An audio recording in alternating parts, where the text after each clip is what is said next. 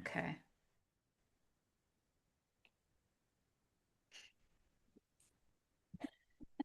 Hello.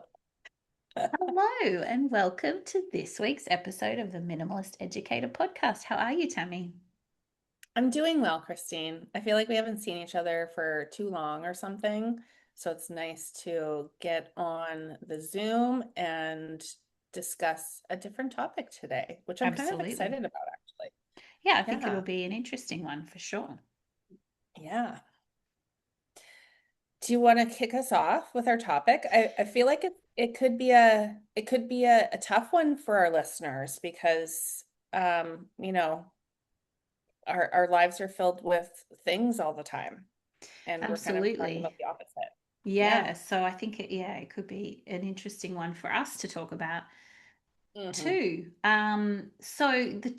The topic for today that we're going to tackle is this idea of intentional white spaces.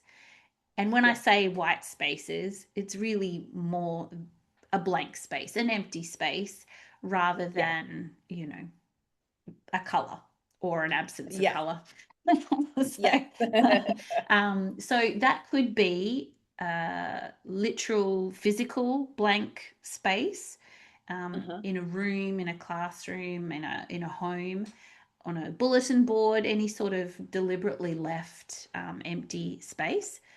But Hmm. it could also be things like leaving intentionally unstructured time what am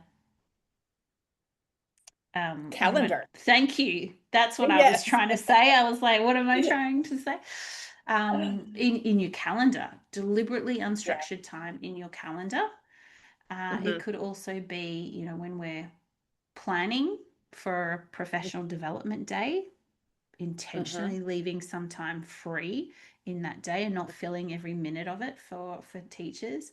But it Yeah. could also be uh, wait time, waiting for pauses, waiting for questions when we're teaching Hmm. in the classroom as well. So Yeah. that intentional use of emptiness or blankness or white space in our Yeah. practice. And why on earth would we try and do that, Tammy? What would the Yeah. purpose of that be? Right. I mean, we just want to schedule ourselves to death, basically. So let's just keep loading things in or putting stuff on the walls or, getting pieces of furniture to fill every space. I don't know. We just love that, it seems like. We like to add things. And it could be, some of it I think is comfort.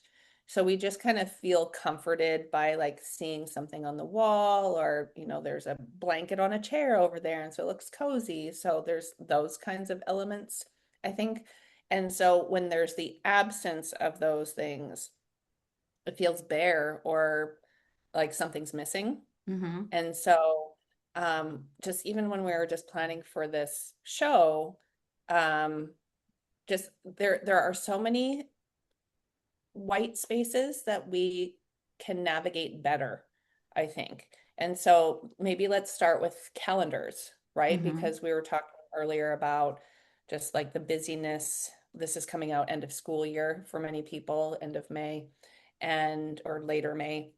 And so it feels so busy. And so it feels like you probably can't fit in any white space into your timetable, but um as you mentioned, like it's not a literal white, right? So like if you open up your Google Calendar and something is blank, that can feel odd or like something's missing again, but you can intentionally plan in something into your day that is the white space, Mm-hmm. right? So it's not like the actual placeholder in the calendar that we're talking about. It's the time that you give yourself to intentionally reset so that you can mentally become clear again. You can rest your body physically. You can just have some downtime. And those moments, sometimes people wait for like the holidays or for summer or times like that.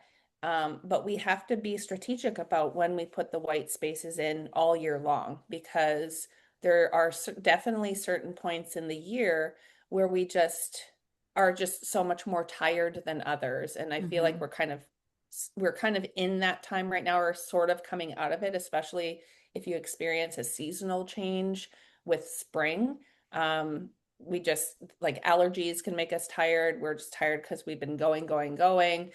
And so having some of that white space in your calendar is super important for you, and if you have kids, and even in your classroom for your students. So we can kind of like maybe we can segue that into what your lesson plan looks like or your week plan and how you intentionally plan in some of that white space for your students too. So thinking about like the teachers that you work with, or even in your role right now, or when you were teaching in the classroom full time, what did you have some white space kind of planned in there? Or maybe, because we call it buffer time sometimes too. Yeah, I was So, just about to say we have talked previously about buffer time. I think I've also mentioned something that I always loved to do, which was the ketchup and pickles time, which is giving the mm, time kids to catch up on work or they can pick a activity of their choice. mhm. Still going strong with the ketchup and Good. pickles time. But I I love do, it. I do think that maybe this white space time is a little bit different to that because making time in your schedule for something like ketchup and pickles means Mhm. you actually have a plan for that time. Yeah, yeah, Do you know what true, I true. mean? So it actually already has a function, it already has a purpose, there's something there to do. It's a great practice to have, I think, in my opinion, Yeah, to give kids, they know that they've got a little bit of time at the end of the week that they can catch up on things that they haven't finished, yeah. or it can be a time of agency and choice if they've finished everything. I think that's a really nice practice for them to get into, but it Mhm. does, you do have a purpose for that time, whereas I think white Yeah, true. space is, the way we're talking about it today is Mhm. intentionally leaving something blank so that, Yeah, as you say, we have a moment to breathe, to reset, maybe transition to something else, in the hope that we're not running at this chaotic speed all the time and then crash and burn in the holidays, which I know hmm a lot of people do. So I yeah, think probably because I wasn't intentionally thinking about this white space idea when I was full time in the classroom, but I think the closest that I came to it was, we sent the kids out at 3. They had to be picked up by 3:15, and meetings hmm never started until 3:30. And so there hmm was almost this little like moment at the end of the day hmm where you could, like, okay, I'm just going to sit for a minute, I'm going to drink a cup of yeah, coffee, I might chat with a colleague. So you actually had this little sort of built-in, maybe only 15 minutes where you could, there wasn't anything planned and you could just kind yeah, of, you know do what you needed to do or reset or just have a chat for a minute. So I yeah, think that's probably the closest that I got to having a yeah. structured white space in my calendar. I don't know about you. Did you have something?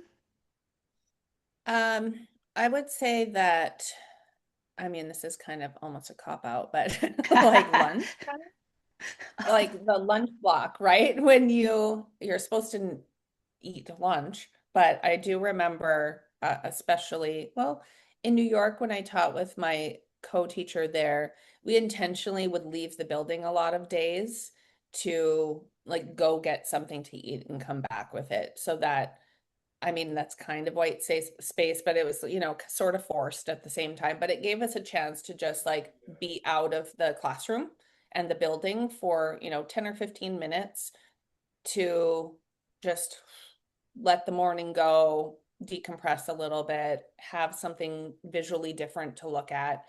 And it does help with a reset for sure when you can just kind of like get out of a space and then re-enter it with a little bit more calmness or clarity, or, because it depends on how your morning goes and things like that. But I feel like that's kind of it.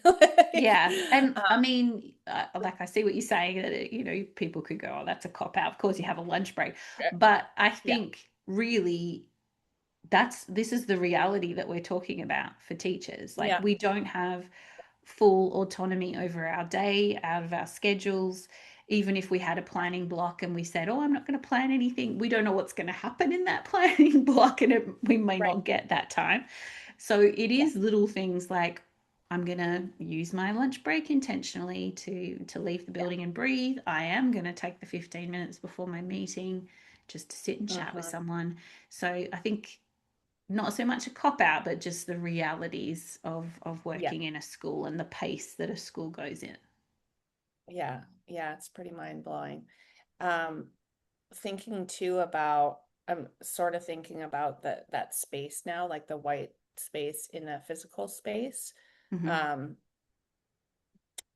because so like you take your 15-minute like white space lunch or whatever, and then you come back, and then you're in this like really cluttered classroom. Like that was Right. definitely the situation in my New York classroom. Singapore, not so much. Like it's that classroom had much less going on in it, so I felt like, it wasn't overly cluttered. I mean, it was still had enough stuff in it, but the white space in a classroom is often like, well, okay, let me back up a little bit because I've seen different things in classrooms this year. I have seen quite a bit of white space where there's just like nothing on the wall or like there's not a lot of materials. Um, and then I've seen the opposite end of that, right? So Mm-hmm. there's zero white space. Interestingly, the spaces that have the white space, and maybe I'm naming it incorrectly because I feel like white space means intentional, Yeah. but um but I don't know if this is intentional. I think it's a lack of resource. And so it feels a little bit different. It's like it feels different.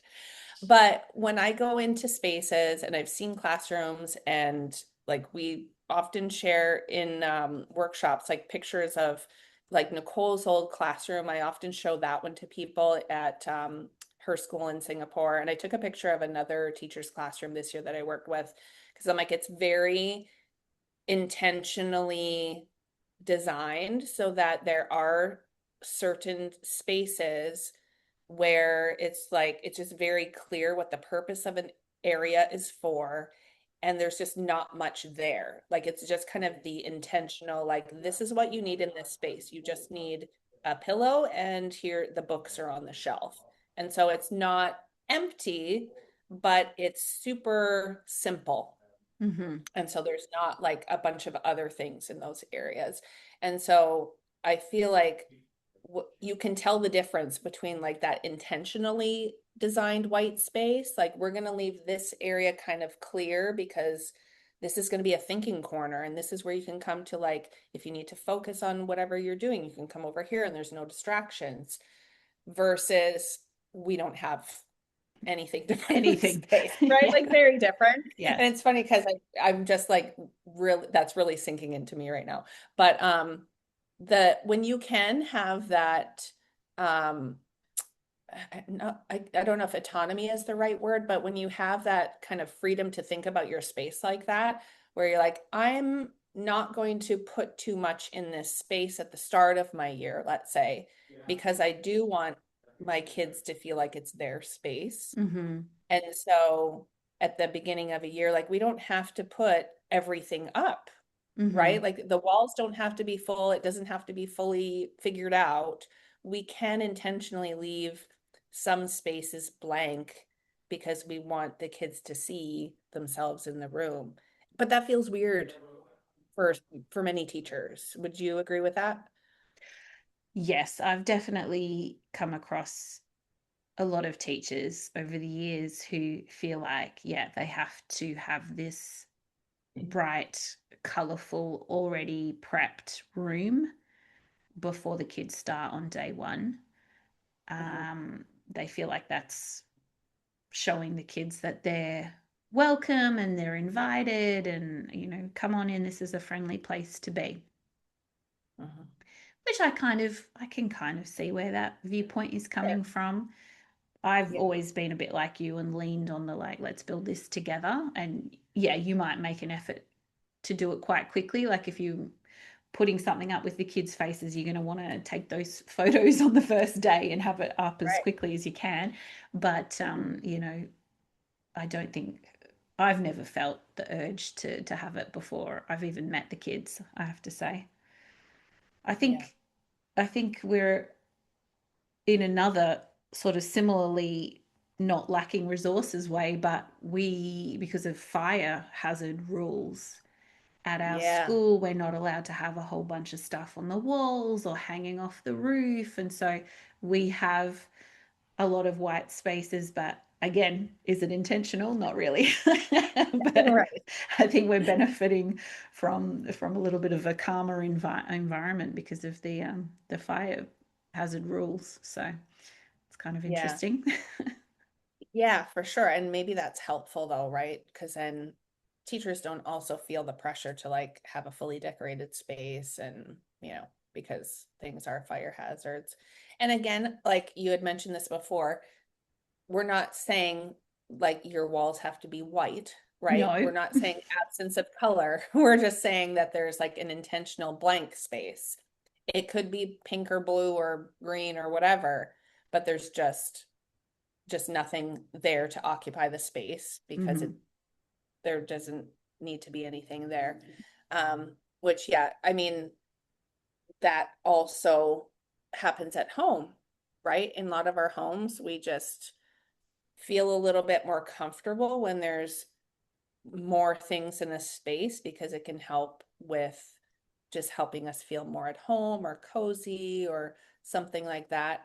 But I wonder if, you know, our listeners, maybe we can offer you a little challenge and to like go into one of your spaces, whether it's your living room or your kitchen or classroom, office, whatever it is, and just have a look around and notice where, if there's any white space in there, or even your calendar, right? Look in your planner or look at your Google Calendar and just take note of where any of your white spaces are.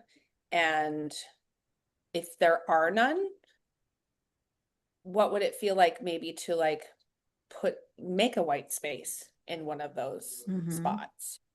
And how that, like, does that help you with like a little bit of stress relief or just being more mindful of things? So, um, that's something that maybe I should do too, just talking to myself, right? It's always important to like reflect and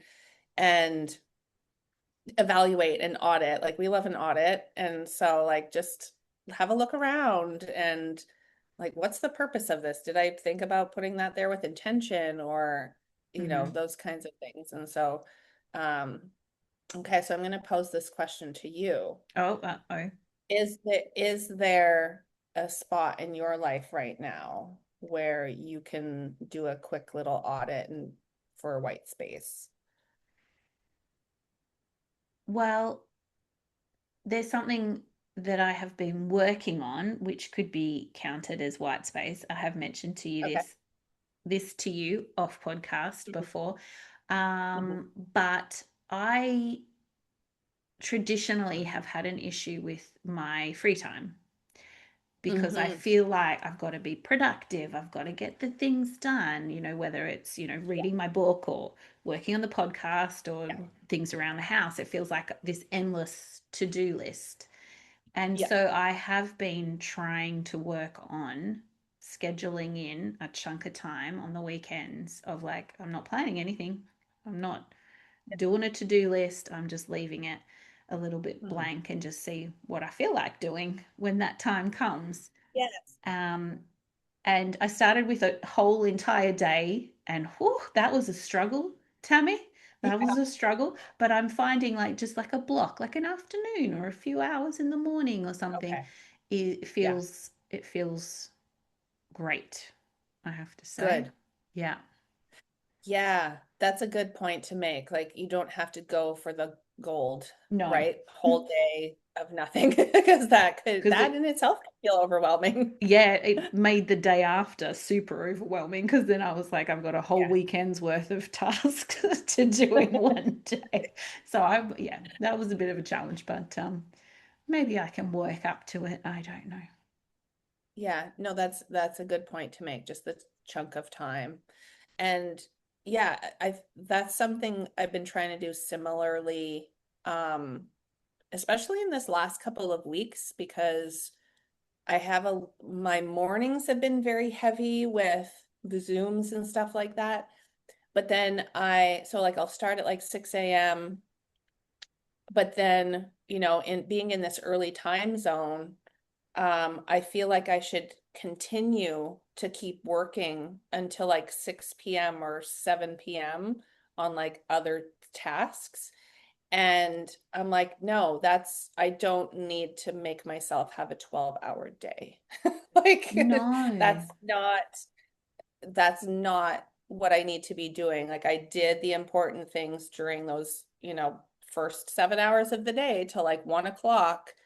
And then like I should just block out a couple of hours where I'm just not thinking about things and maybe just be done for the day. Like 7 hours is a full day of work basically.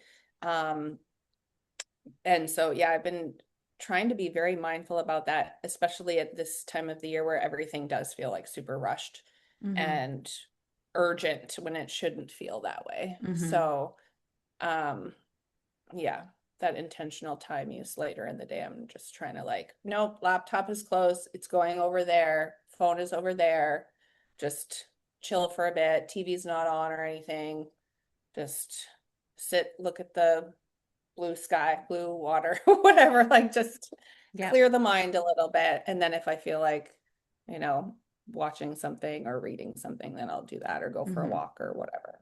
Yep. So yeah, I've really had to come back to that, especially right now with the busyness. Mm-hmm. Getting rid of all the like Oh, shoulds. I should be doing this. I should be doing yeah, that. Just right. have some space away from it Yeah, for sure. exactly. Do Is there you any? do Oh, you, yep.